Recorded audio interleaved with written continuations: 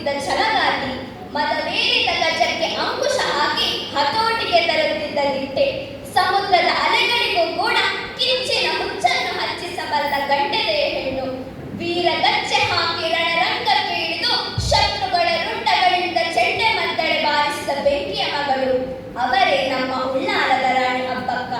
ತನ್ನ ಅಸಾಧಾರಣ ಧೈರ್ಯ ಮತ್ತು ನಿರ್ಭಯತೆಯನ್ನು ತೋರಿಸಿದ ಕಾರಣದಿಂದಲೇ ಅವರನ್ನು ಅಭಯ ರಾಣಿ ಎಂದು ಕರೆಯಲಾಗುತ್ತಿತ್ತು.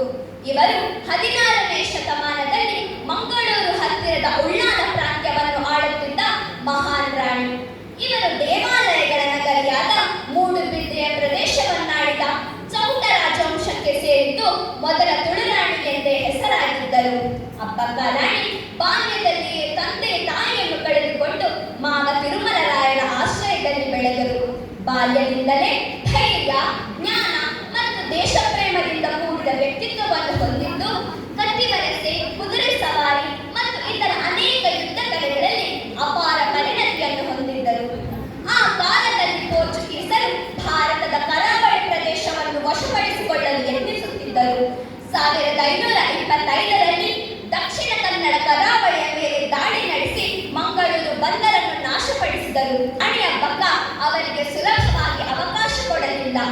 ಪೋರ್ಚುಗೀಸರು ಉಳ್ಳಾಲದ ಮೇಲೆ ದಾಳಿಗಳನ್ನು ನಡೆಸಿದಾಗ ರಾಣಿ ಅಬ್ಬಕ್ಕ ತನ್ನ ಸೈನ್ಯದೊಂದಿಗೆ ಶೂರತೆಯಿಂದ ಸುಮಾರು 4 ದಶಕಗಳ ಕಾಲ ಅವರನ್ನು ಧೈರ್ಯದಿಂದ ಹಿಮ್ಮೆಟ್ಟಿಸಿದರು.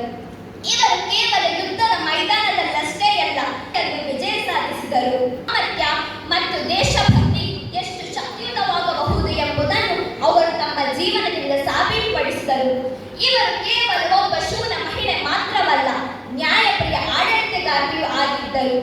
ಆಡಳಿತ ನಡೆಸಿದರಿಂದ ಇವರು ಜನರ ಹೃದಯದಲ್ಲಿ ಜನರ ತಾಯಿ ಎಂದೇ ಹೆಸರುವಾಸಿಯಾದರು.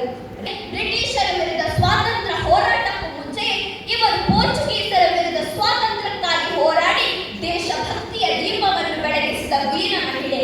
ಇವರ ಶೌರ್ಯ, ಬುದ್ಧಿವಂತಿಕೆ ಮತ್ತು ಅಜೇಯ ಮನೋಬಲದಿಂದಾಗಿ 500 ವರ್ಷಗಳು ಕಳೆದರೂ ಇಂದಿಗೂ ನಾವು ಅವರನ್ನು ಸ್ಮರಿಸುತ್ತೇವೆ.